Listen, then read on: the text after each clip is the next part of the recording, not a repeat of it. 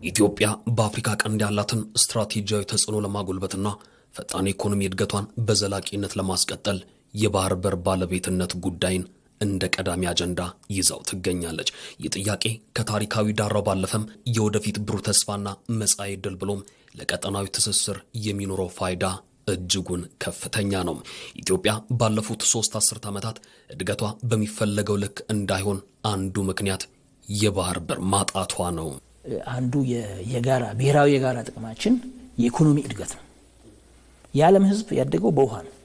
አንዱ የእድገት ምንጭ ውሃ ነው። ብዙ ማሳያዎች የእድገት ማሳያዎች ቢኖሩም እንደተፈለገው አለማደጓ አንዱ ባለፉት 20-30 ዓመታት ወደ ኋላ የቀረችበት የውሃ የአክሰስ ቱ ዘ ሲ የሚለው በጣም ወሳኝ ነው።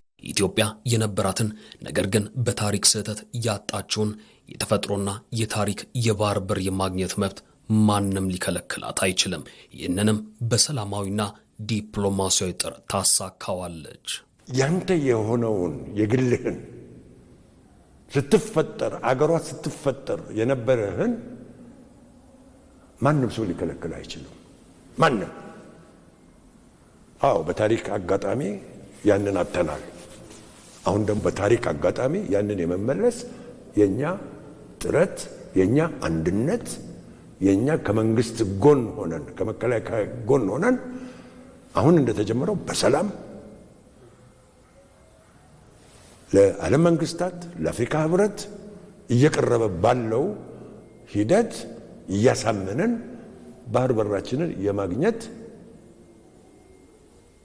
ስራ መቀጠል አለበት። ባለፉት 3 አስርት ዓመታት ኢትዮጵያ ለወደብ ኪራይና ለትራንስፖርት ያፈሰሰችውን በቢሊዮን የሚቆጠር መዋለ ንዋይ ለትምህርትና ለሌሎች መሰረተ ልማቶች አለማዋሏ የሚያስቆጭ ብሎም ከፍተኛ ዋጋ እያስከፈላት ያለም ጉዳይ ነው። አብዛኛው የአደጉ ሀገሮች የኢኮኖሚ መመላለሻው ውሃ ነው። ውሃ በጣም ትልቅ የኢኮኖሚ መመላለሻ ነው። ቺፕ ነው። at the same time ለሌላ ይውል የነበረውን ለትራንስፖርት ይውል የነበረውን የኢኮኖሚ አውታር ወደ ሌላ እድገት ምናመጣበት ነው። ወደ ሌላ ምንወስደው ወደ ትራንስፖርት ወደ በቢሊዮን የሚቆጠር ገንዘብ ምናፈሰው ለትራንስፖርቴሽን፣ ለትምህርት፣ ለኢንፍራስትራክቸር፣ ለተለያዩ ነገሮች በትንሽ ነገር ይሄንን የምናይበትን በጣም በትልቁ የምናይበት አግባብ ሊሆን ይችላል። የባህር በር ጥያቄ ለኢትዮጵያ የህልውናና የኢኮኖሚ ነጻነትን የማረጋገጥ ጉዳይ ነው። ከዚህም ባለፈ ለሌሎች ሀገራት የንግድና የኢኮኖሚ መተላለፊያ በመሆኑም በቦታው ላይ የባህር ኃይልን በማጠናከር የኢትዮጵያን ብሔራዊ ጥቅም ማስከበር ግድ ይላል። ቀይ ባህር የሚባለው የኢትዮጵያ ብቻ ሳይሆን ሌሎችንም ሀገሮች የሚነካ ነው።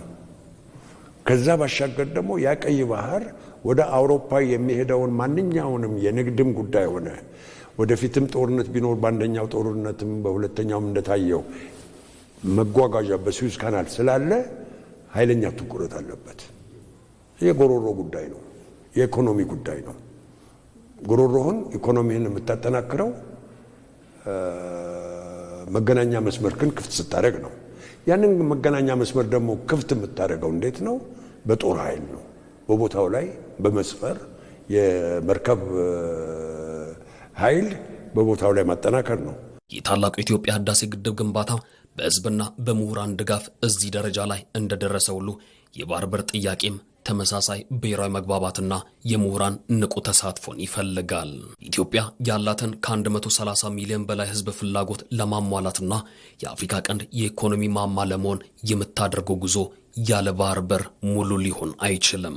በመሆኑም ሀገራዊ መግባባት ለባህር በር ጥያቄውም መድገም፣ የዲፕሎማሲያዊ አማራጮችን አሟጦ መጠቀምና የባህር ኃይል ግንባታን ማጠናከር የነገዋን የበለጸገች ኢትዮጵያን እውን ለማድረግ አማራጭ የሌለው ተግባር ነው።